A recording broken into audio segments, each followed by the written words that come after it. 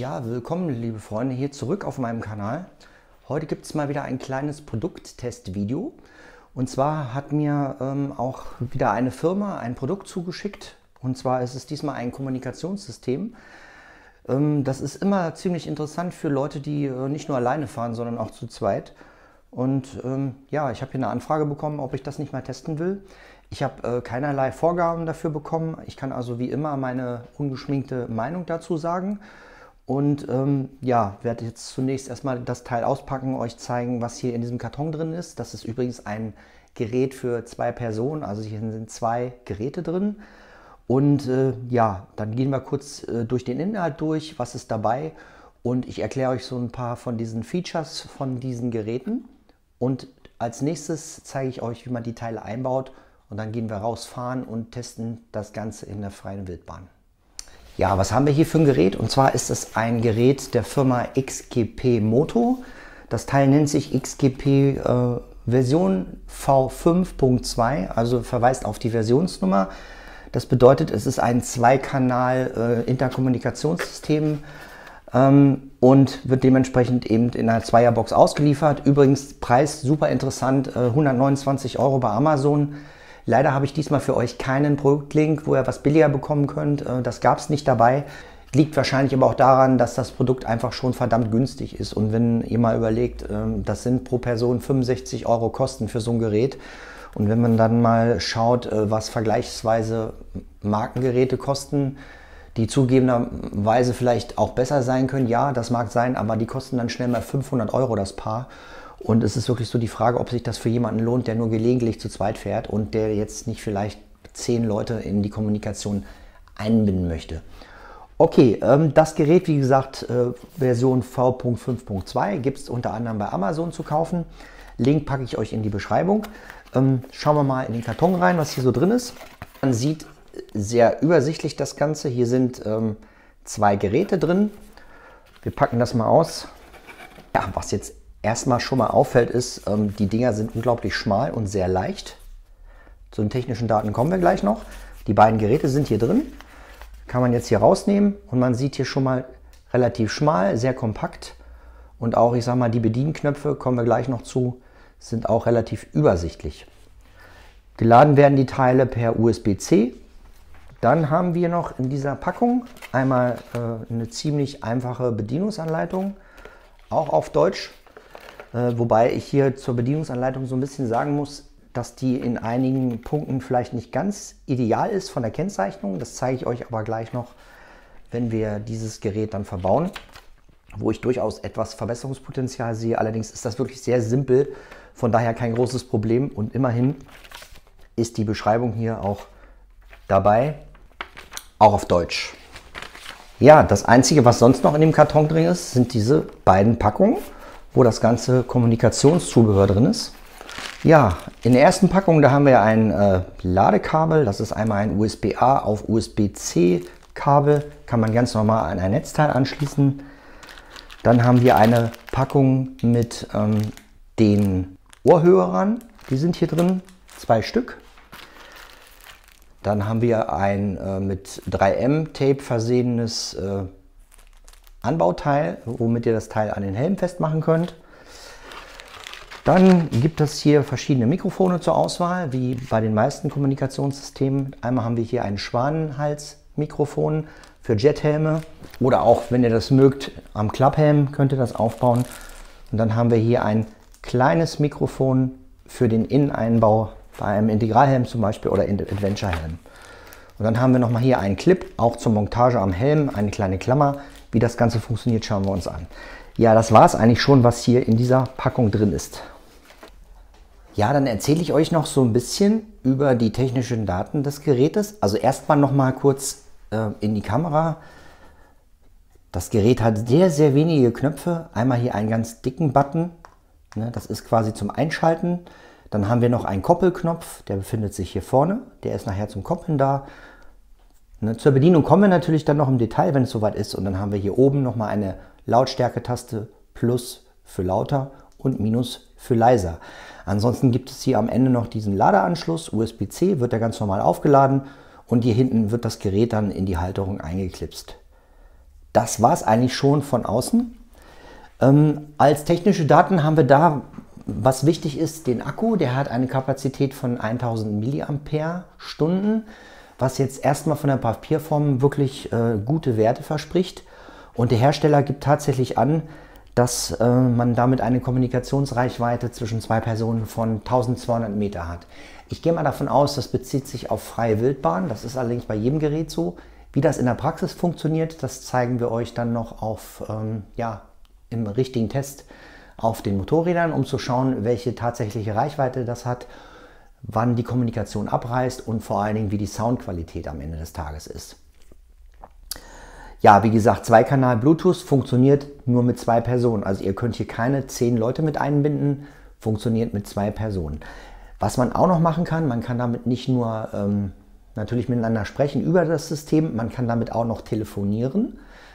Diese Geräte lassen sich mit dem Handy koppeln, ebenfalls per Bluetooth, und man kann dann auch miteinander kommunizieren über die Telefone und man kann sogar seine Musik über die Kopfhörer hören und die auch mit dem Mitfahrer teilen. Das ist auch vielleicht für den einen oder anderen ganz interessant.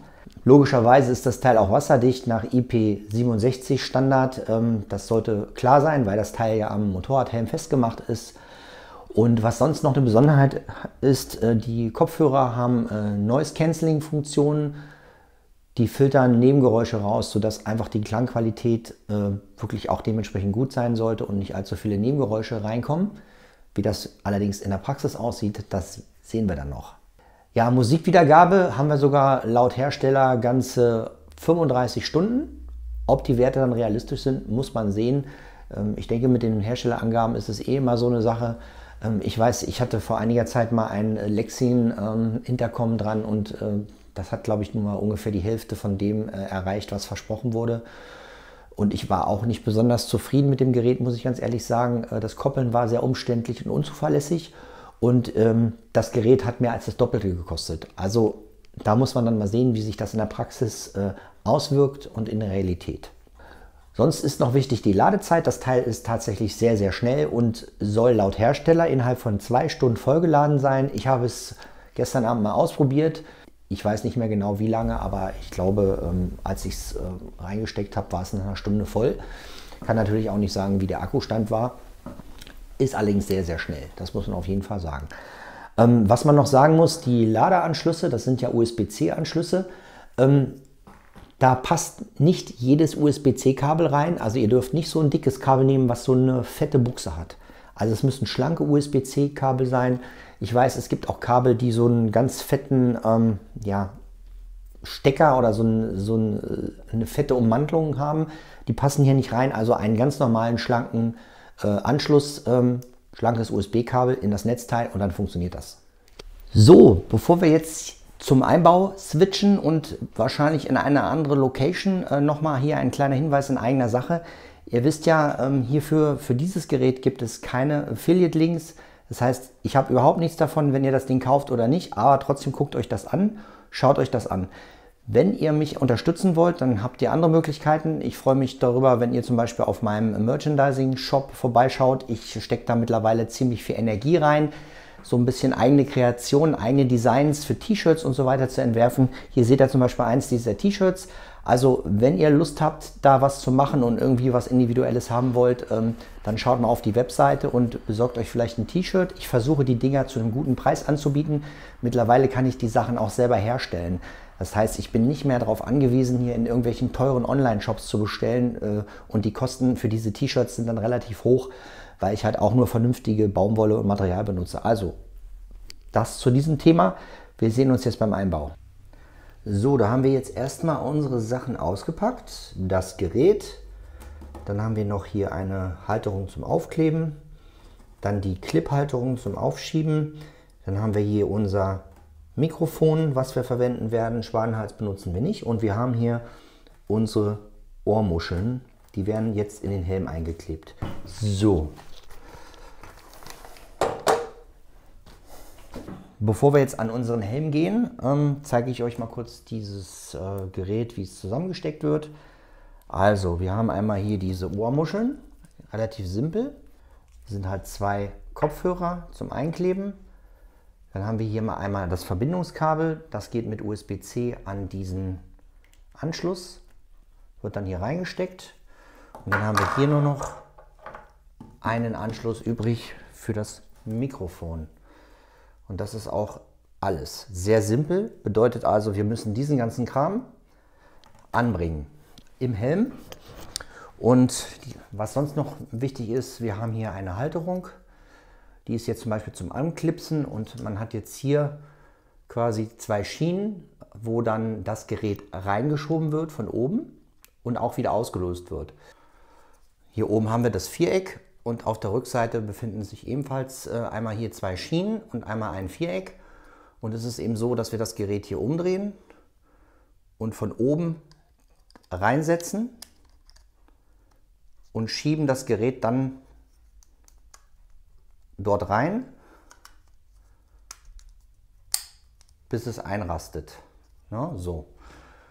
Wenn man das Ganze jetzt wieder auslösen möchte, das befindet sich ja dann am Helm, braucht man einfach nur hier unten, hier ist so eine Lasche, da kann man dann raufdrücken und das Gerät dann nach unten wieder rausziehen. So wird das ausgelöst. Gut. Das erste, was wir jetzt mal machen bei unserem Helm, das ist jetzt ein klassischer Adventure-Helm. Wir werden die Seitenpolster rausnehmen. Die befinden sich jetzt hier und in der Regel ist es so, dass sich darunter Aussparungen für die Ohrmuscheln befinden. So, ich hoffe, ihr könnt das sehen. Das erste, was ich jetzt an dem Helm mache, ist, ich nehme erstmal hier diesen Windabweiser raus. Ja, es macht auf jeden Fall Sinn, hier schon mal was abzubauen, was im Weg ist. So, dann haben wir hier im Innenraum haben wir, normalerweise kann man auch hier reinschauen oder ich hoffe, ihr seht das. Hier drinnen sind in dem Helm sogenannte Aussparungen für diese Ohrhörer. Da werden wir jetzt gleich die Dinge einbauen. Ich werde euch noch mal ein bisschen näher mit rannehmen. Hier befinden die sich. Man muss sich natürlich vorher überlegen, welcher der Seiten auf welche Seite will oder muss und auf welche Seite dann dieses Teil kommt. Aber zunächst ist es erstmal sinnvoll, die Ohrhörer einzubauen. Man kann theoretisch auch hier die Seitenteile abbauen in so einem Helm, aber meistens ist das nicht nötig und man kann einfach hier das Polster zur Seite schieben. Was häufig Sinn macht, dass man vielleicht dieses Innenteil hier abnimmt, also vom von der Hauptschale. Man sieht jetzt hier ist jetzt alles frei und man kann natürlich jetzt hier drunter dann die Kabel verlegen bzw. festkleben mit Klebeband. Das macht immer Sinn, damit die vernünftig anliegen und am Ende kommt dann dieses innere Teil wieder drüber. So, die kürzere Seite, oder sagen wir mal so, wir nehmen die längere Seite. Die werden wir jetzt auf der rechten Helmseite anbauen. Also erstmal hat man hier an den Ohrhörern diese Klettverschlüsse, die mit einem Tape festgemacht sind. Das kommt jetzt, wird einfach abgezogen und wird dann schon mal hier drauf geklebt. Ja, ist jetzt hier drin und dann kann man im Prinzip schon diesen Ohrhörer hier festmachen, einfach draufkleben und die Kabel lasse ich so ein bisschen nach hinten wegstehen. So, hier befindet sich jetzt der Ohrhörer. Dann nehmen wir die andere Seite.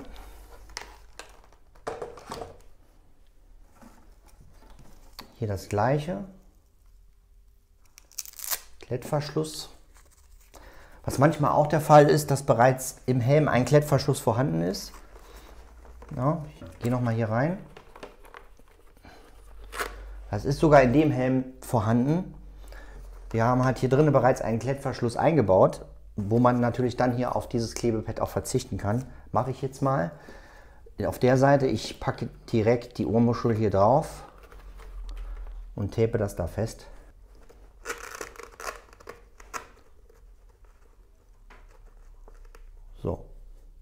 So, das ist jetzt schon mal passiert. So, der nächste Schritt ist, man muss sich jetzt überlegen, wo möchte man das Mikrofon anbringen. Und natürlich müssen die Kabel dann irgendwie nach vorne gelegt werden. Aber was ich jetzt als erstes mache, ist die Position des Mikrofons festzulegen.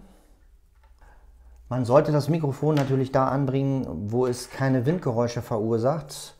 Bedeutet eben nicht direkt an der Belüftung.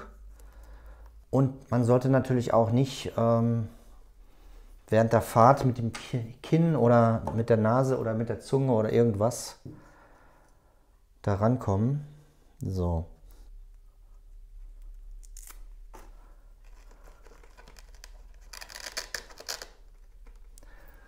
Was in dem Fall ganz witzig ist, der Helm hat bereits hier ein Klebepad angeklebt. Wir können also den Klettverschluss direkt hier anbringen. Wäre natürlich auch nicht verkehrt, den hier vorne irgendwo reinzumachen. Hier habe ich auch früher schon mal ein Mikrofon eingebaut in diesen Helm. Man könnte das jetzt hier auch noch tiefer einbetten. Machen wir aber nicht, weil ich aus Erfahrung weiß, dass der Helm sehr weitläufig vorne ist, also viel Raum bietet, sollte also normalerweise da an einer guten Position sein. Man kommt da normalerweise mit dem Kinn nicht dran. Die Richtung des Kabels sollte bereits so gelegt sein, dass man das auch dann ohne Probleme hier verlegen kann. Ich würde jetzt zum Beispiel hier dieses Mikrofonkabel schon mal so ein bisschen unter dem Polster verschwinden lassen. Das ist übrigens bei jedem Helm unterschiedlich. Rechnet schon so mit einer Stunde mit dem Einbau. Eigentlich ist es simpel, aber die meiste Zeit geht so ein bisschen dafür drauf, optimale Position für die Kabel zu finden. Also ich habe jetzt das Mikrofonkabel hier schon mal so ein bisschen vorgelegt. Und bevor ich jetzt weitermache, werde ich jetzt erstmal die Mikrofonkabel hier, beziehungsweise Kopfhörerkabel im Inneren des Helms mit Tape sichern. Hierfür benutze ich jetzt klassisches Panzertape. Das hält einfach am besten.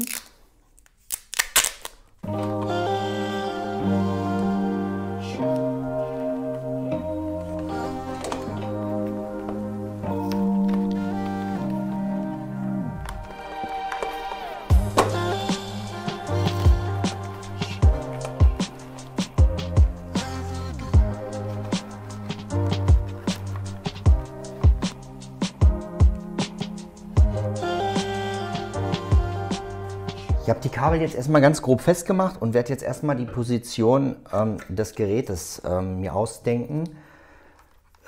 Hier muss ja dieser USB-Anschluss muss ja an das Gerät hinten dran. Ne? Also das Gerät ist dann am Ende hier irgendwo an der Seite.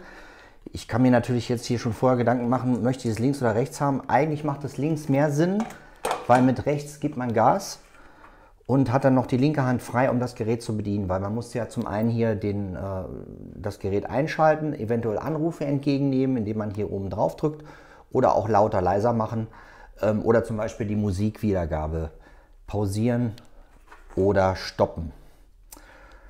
Es macht also Sinn, das Gerät sitzt hier an der Seite. So, nun ist es natürlich ganz unterschiedlich, je nachdem, was ihr für einen Helm habt, ob das Ganze passt oder nicht. Ich probiere jetzt zunächst mal dieses Teil und stecke den hier schon mal an die Seite, ob das hier reinpasst. Gucken. So, die Klammer würde schon mal reinpassen. Jetzt ist natürlich noch die Frage, ob man dann auch das Gerät noch vernünftig abziehen kann, weil das muss ja abbaubar sein. Ich nehme das nochmal ab. Hier achte auch hier nochmal auf die Positionierung.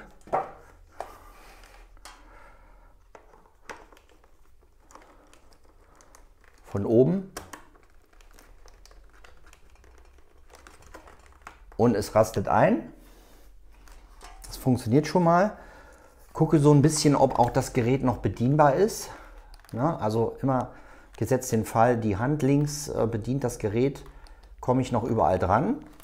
Und was halt auch wichtig ist, ob ihr das Gerät auch noch ausgelöst bekommt. In dem Fall ist jetzt die Lasche hier oben. Drücke drauf und kann das nach oben wieder abziehen. Funktioniert also. Jetzt kann man schon mal schauen, die Positionierung des USB-Anschlusses. Man sollte das so kurz wie möglich machen. Ich stecke das jetzt hier schon mal rein. So. Und jetzt können wir die restlichen Kabel so verlegen, dass sie nicht stören. Ja, wir haben jetzt einmal hier diese Seitentasche.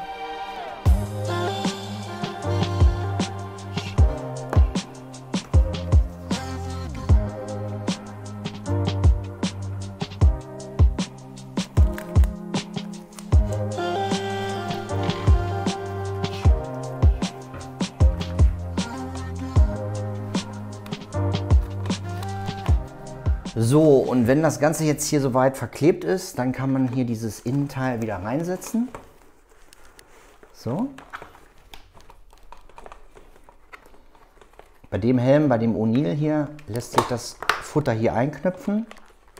Also bei dem Helm geht das wirklich gut, weil die Polsterteile sich relativ gut entfernen lassen.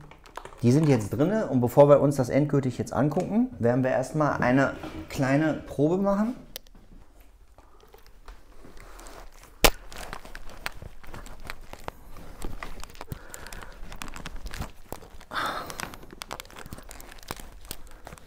So, was auch wichtig ist, auf jeden Fall, dass ihr guckt, dass die Ohrhörer nicht irgendwo drücken und ihr keine Kopfschmerzen bekommt. Sollte das der Fall sein, dann muss man im Helm innen drinnen nochmal nacharbeiten. Auch nochmal checken, ob ihr irgendwo mit dem Kinn oder mit der Zunge oder mit der Nase an das Mikrofon kommt, das ist ganz wichtig. Und ob man hier dieses Gerät vernünftig bedienen kann oder nicht. Bei mir scheint das hier ganz gut zu passen.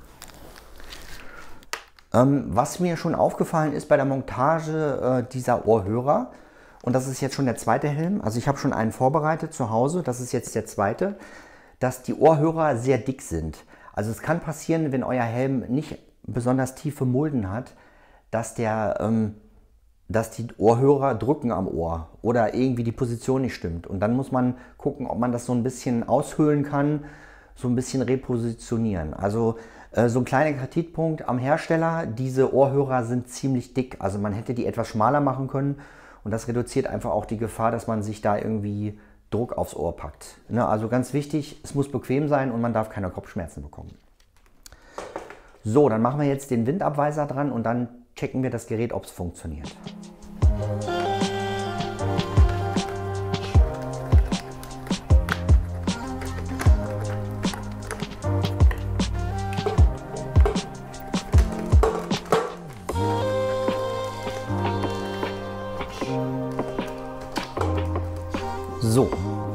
So, grundsätzlich, wie schaltet man das Teil ein?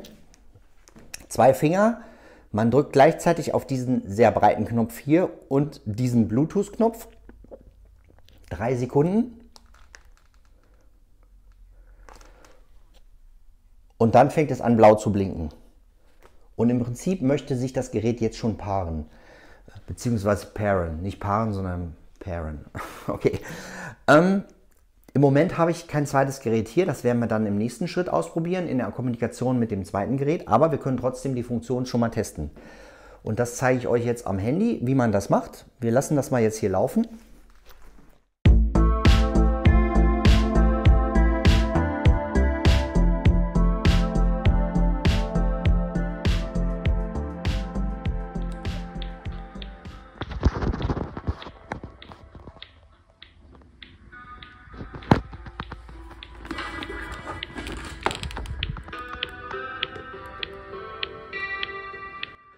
Ich hoffe, ihr könnt es hören. Funktioniert.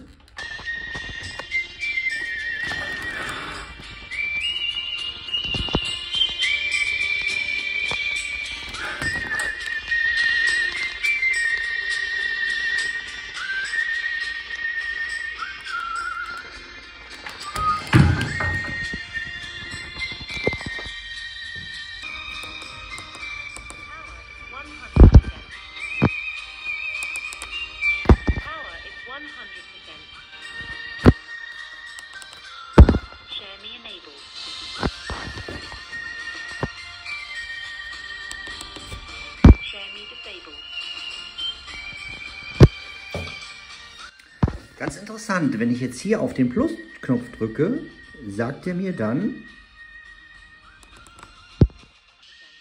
Power is 100%, also zeigt auch hier oder sagt an den Batteriestand. Und wenn ich jetzt auf die Plus-Taste vorne drücke, passiert Folgendes. Share Me Enabled bedeutet, wenn ich jetzt hier auf die Plus-Taste zweimal hintereinander drücke, kann ich die Musik an meinen Beifahrer übermitteln. Wie das dann in der Praxis funktioniert, das werden wir sehen.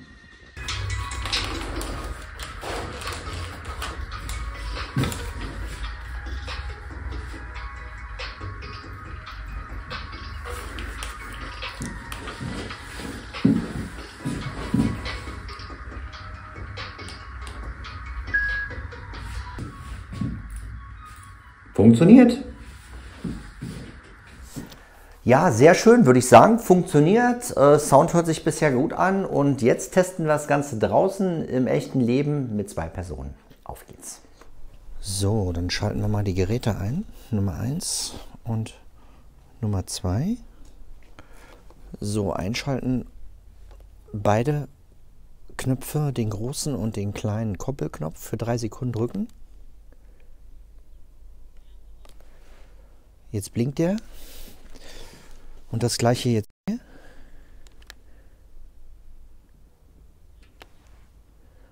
So, jetzt blinken die. Und jetzt muss man für 2 Sekunden den Koppelknopf drücken. Hier auch. Searching, sagt er dann. Connected. Und jetzt sollte es eigentlich so funktionieren. Gucken. Ich glaube, das geht. Gut, dann probieren wir es mal aus. So, ich habe jetzt mal die Actioncam auch laufen und auch den Ton. Okay, kann ja auch sein, dass mit den Motorgeräuschen, dass es nachher trotzdem zu leise ist. Können wir mal probieren. Also ich fahre erstmal ein Stück vor und dann, wenn wir auf dieser Schnellstraße sind, dann kannst du vorfahren, ja? Lass uns erstmal so 60 vielleicht fahren und später können wir nochmal das Tempo erhöhen. Den Sound bei geschlossenem Visier mal testen und bei offenem bis wie viel km/h das ganz gut zu hören ist, ne? Sag mal ein bisschen was.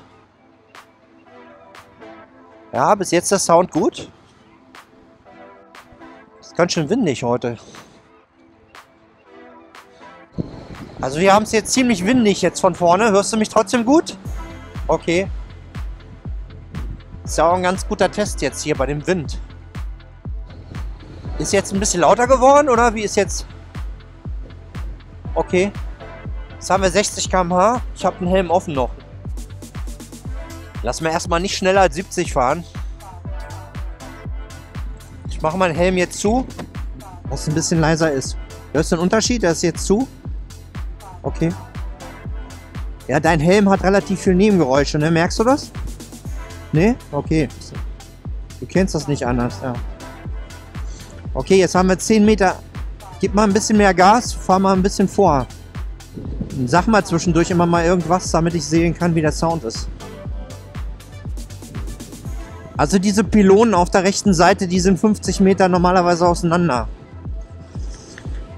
Wir haben jetzt gute 100 Meter Entfernung. Hörst du mich noch? Fahr mal ruhig weiter, ich lasse mich mal weiter zurückfallen.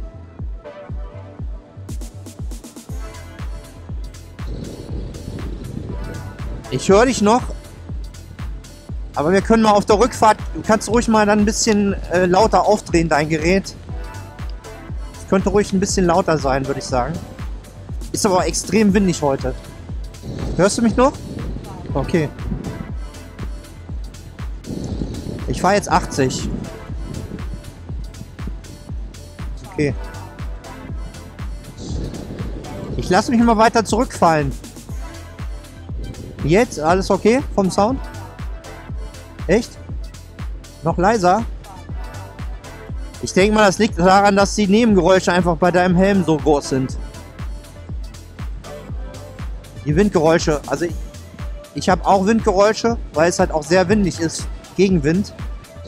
Können wir gleich mal schauen, wenn wir zurückfahren, ob wir den Wind von hinten haben, ob sich das was ändert.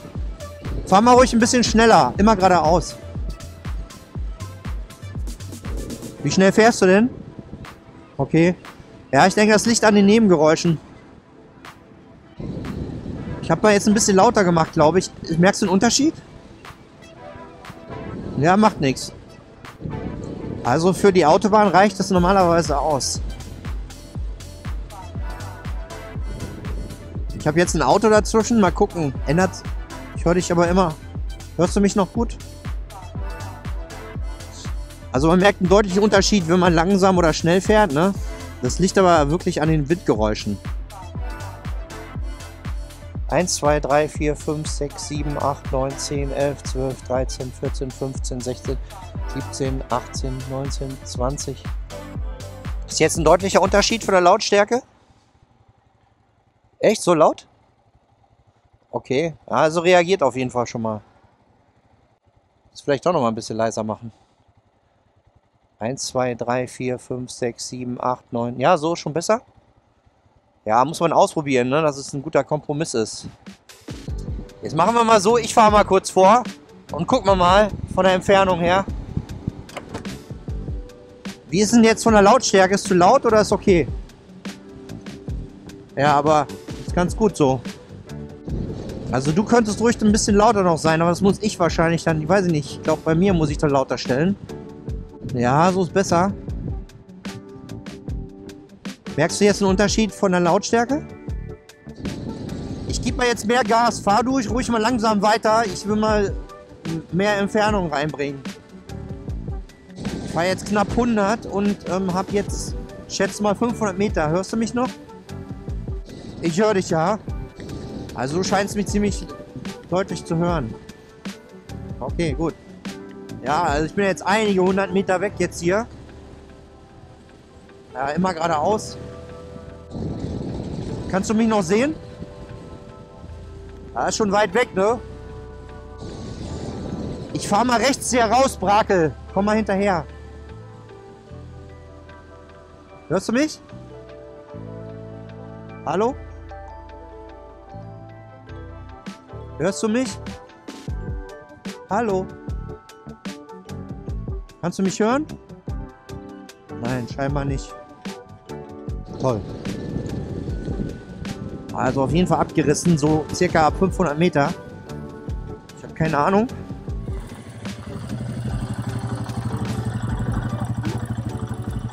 Ja, also was man jetzt sagen kann, wenn man mit dem Gerät geradeaus fährt, zu zweit und kommuniziert, dann reißt der Empfang ungefähr nach 500, 600 Metern ab. Mein Gerät hat sich danach ausgeschaltet. Aber ist jetzt auch für mich keine große Überraschung, weil ich sag mal, die Herstellerangaben sind sowieso meistens sehr optimistisch. Und in der Praxis finde ich schon, wenn man 500 Metern schafft, dann ist das in Ordnung. Das ist wirklich eine realistische Entfernung für dieses System. Kommen wir mal zum Fazit. Also, was gefällt mir an dem Gerät gut? An dem Gerät gut gefällt mir auf jeden Fall, dass es sehr klein, leicht und kompakt ist und auch sehr schmal. Also es hat eine Breite von ungefähr 10 mm und lässt sich vor allen Dingen auch gut bedienen. Es hat im Prinzip hier zwei größere Tasten vorne und eine Lauter- und Leiser-Taste oben drauf. Was mir sonst natürlich noch gefällt, ist der Preis. Ich sag mal 129 € für zwei Geräte ist relativ günstig. Die Sprachqualität ist wirklich gut, ist wirklich ausreichend. Natürlich hängt es auch so ein bisschen davon ab, was ihr für einen Helm habt. Mein Aero hier ist einigermaßen leise, das ist nicht schlecht. Wenn man allerdings einen Helm hat, der relativ laut ist, dann passiert es schon so ab 90 bis 100 km/h, dass man das naturgemäß etwas schlechter verstehen kann. Das liegt aber nicht an dem Kommunikationssystem, sondern wenn überhaupt am Helm. Insgesamt ist die Soundqualität gut. Was wir sonst noch getestet haben, ist die Musikwiedergabe. Die habe ich halt mehrfach morgens, als ich damit zur Arbeit gefahren bin, getestet. Die Musikwiedergabe ist gut von der Qualität. Was man allerdings sagen muss, dass je nachdem, was für Musik gerade läuft, nicht immer ganz klar ist, ob das beidseitig läuft. Kann natürlich auch an der Aufnahme liegen. Ich persönlich muss sagen, ich bin kein Freund vom Musikhören während der Fahrt, weil mich lenkt das einfach ab. Weil man hat natürlich gerade im Stadtverkehr auch noch die Motorgeräusche, man hat die Umgebungsgeräusche und insgesamt verursacht das so ein bisschen Stress beim Fahren. Ist aber auch Geschmackssache. Der eine oder andere mag das mit der Musik unterwegs. Vielleicht auf einer ruhigen Landstraße, wenn man seine Ruhe hat, ist das nicht schlecht. Ich finde allerdings, wenn man die Musik nur so ungefähr hier auf den Ohren hat, ist das nicht besonders gut vom Erlebnis. Wenn, dann wäre es wahrscheinlich besser, in ihr Kopfhörer zu haben, die einen so ein bisschen mehr abschirmen von der Umgebung. Dann ist der Musikgenuss natürlich höher, aber der Nachteil ist wieder, dass man die Umgebung gar nicht mehr mitbekommt. Also ich persönlich brauche diese Funktion nicht, sie funktioniert aber. Was auch funktioniert, ist die Chermi-Funktion. Man kann halt während der Fahrt hier auf den vorderen Lautstärkeknopf drücken. Dann kann man die Musik, die man vom Handy aus spielt, natürlich auch auf den Partner überspielen. Der Nachteil der ganzen Geschichte ist allerdings, wenn man diese Musik überspielt, dann wechselt das Gerät, wenn man das wieder ausschaltet, nicht wieder automatisch in den Kommunikationsmodus. Zumindest habe ich das nicht hingekriegt, was dann natürlich auch wieder blöd ist, weil man danach die Geräte wieder neu koppeln muss. Ansonsten die Koppelfunktion finde ich gut. Die funktioniert sehr einfach. Man muss halt einfach nur die Geräte einschalten, wie ich es gerade gezeigt hatte. Und dann die Koppeltaste für 2 Sekunden drücken. Und dann sagt der Searching bzw. Connected. Und dann sind die beiden Geräte relativ einfach miteinander verbunden. Was auch funktioniert, ist das Annehmen von Anrufen. Wenn ein Anruf reinkommt, dann kann man einfach auf die große Taste hier drücken und der Anruf wird angenommen. Man kann telefonieren und man kann mit der Taste das Ding auch wieder beenden. Die Soundqualität ist natürlich auch abhängig vom Helm und von den Umgebungsgeräuschen bzw. der Geschwindigkeit. Wirklich negativ aufgefallen ist mir eigentlich nur eine Sache, muss ich sagen, und zwar sind das die Kopfhörer an sich. Die sind einfach zu dick. Die haben eine Breite von ungefähr 10 mm, was dazu führt, dass bei Helmen, wo man keine große Einbautiefe hat, es schwierig ist, die Dinge einzubauen. Also hier bei meinem Aero war es problematisch, weil der nicht für so extrem tiefe Kopfhörer vorgesehen ist. Ich musste so ein bisschen was von dem Material rausfräsen, damit die da vernünftig reinpassen. Bei dem O'Neill, dem schwarzen, ist es kein Problem. Da gab es wirklich so tiefe Einbauschächte. Da konnte man diese auch relativ dicken Ohrmuscheln gut einbauen. Also ich finde, der Hersteller sollte darüber nachdenken, schmalere Kopfhörer zu verwenden. Dann ist es einfach weniger problematisch, die in den Helm einzubauen, weil man darf die auf keinen Fall spüren. Ansonsten kriegt man Kopfschmerzen oder Druckstellen. Das Teil muss so eingebaut werden, dass man das während der Fahrt nicht merkt. Und dann ist es auch in Ordnung. Mit dem Mikrofon gab es keine Probleme. Das lässt sich gut anbringen. War auch keine große Sache. Die Bedienbarkeit insgesamt oder der Zusammenbau war sehr einfach. Also die Installation hat kein großes Hexenwerk. Ja, für wen ist das Ganze was? Ich würde mal sagen, für die meistens oder eigentlich immer zu zweit unterwegs sind, ist es völlig ausreichend, so ein Kommunikationssystem zu haben. Man kann 2 Geräte miteinander verbinden. Es eignet sich also nicht für größere Gruppen. Für die Leute, die wirklich in größeren Gruppen unterwegs sind, empfiehlt sich vom gleichen Hersteller, gibt es auch ein System, was die Mesh-Kommunikation unterstützt und da können bis zu 10 Teilnehmer miteinander kommunizieren. Das Teil kostet dann, ich glaube, um die 200 €, ist auch ein sehr, sehr günstiger Preis für ein Mesh-System. Das System kostet jetzt hier 129 € bei Amazon, ist also wirklich ein günstiger Preis dafür, was das Gerät bietet. Ich sag mal, für reine Kommunikationszwecke wirklich gut geeignet. Musikwiedergabe müsst ihr selber wissen, ob das für euch in Frage kommt oder ob ihr das unbedingt braucht oder eben darauf verzichten könnt. Es funktioniert auf jeden Fall. Was sonst noch Thema ist, was ein bisschen schwierig ist, wenn ihr einmal euer Telefon verbunden habt per Bluetooth, ist es nicht wirklich immer nahtlos möglich, dass wieder ins normale Kommunikationsgeschehen gewechselt wird. Ich weiß nicht, woran das liegt. Vielleicht hat es auch was mit der Bedienung zu tun. Wenn ihr ähnliche Erfahrungen gemacht habt mit solchen Geräten, dann freue ich mich, wenn ihr das mir unten reinschreibt und das Video. Also für mich war jetzt auf den ersten Blick nicht unbedingt erkennbar, dass man problemlos zwischen Bluetooth-Telefon und Bluetooth zwischen 2 Geräten hin und her wechseln kann, ohne die Geräte neu zu koppeln. Also für mich ist es wichtig, reine Kommunikation funktioniert gut. Die restliche Hin- und Herschalterei ist auf jeden Fall verbesserungswürdig, kann aber auch mit den Kanälen zu tun haben, also mit den Bluetooth-Kanälen, die da zur Verfügung stehen. Ansonsten die Bedienungsanleitung habe ich ja in der Einführung schon gesagt, muss ich sagen, dass die schon etwas verbesserungswürdig ist. Einmal sind natürlich die Übersetzungen von Englisch ins Deutsche oder ins englische Deutsch nicht so ganz optimal gelungen. Erschließt sich trotzdem und auch die Grafiken, finde ich, sind nicht so, dass man da zweifelsfrei weiß, welche Knöpfe man drücken muss. Da hat man einfach so einen Rahmen drum gezogen, so einen blauen, wo man nicht genau sieht, okay, was meinen die damit? Muss man jetzt beide Knöpfe drücken oder nur einen? Aber man muss insgesamt sagen, ist die Bedienung sehr einfach. Ja, man kann relativ schnell lernen, wie das Ganze funktioniert. Ja, das soll es jetzt gewesen sein. Ich denke mal für diesen kleinen Produkttest. Wie gesagt, ich bekomme keine Provision für das Gerät. Also guckt euch die Sachen an, ob das was für euch ist. Und vielleicht ist ja auch ein Modell dabei vom Hersteller, das vielleicht noch ein bisschen mehr bieten kann. Ja, also für reine Kommunikation völlig ausreichend. Gut, ich würde mal sagen, wir sehen uns im nächsten Video und ich wünsche euch eine gute Zeit und bis bald.